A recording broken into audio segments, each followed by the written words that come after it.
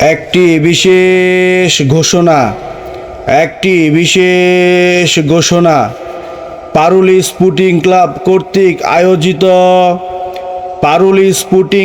কর্তৃক আয়োজিত আরাফাত রহমান কুকু স্মৃতি ফুটবল টুর্নামেন্ট 2025 কোয়ার্টার ফাইনাল খেলার প্রথম ম্যাচ রোজ শুক্রবার অনুষ্ঠিত হওয়ার কথা ছিল।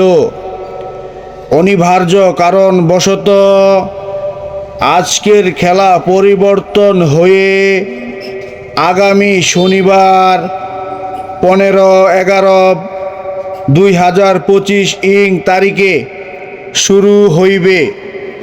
সকল ফুটবল প্রেমী ভাই ও বন্ধুরা ইজ্জতপুর উচ্চ বিদ্যালয় মাঠ প্রাঙ্গণে আপনারা সকলেই আমন্ত্রিত। প্রচারে জনাব মোহাম্মদ মাজহারুল ইসলাম, দপ্তর সম্পাদক, পারুলি স্পোর্টিং ক্লাব।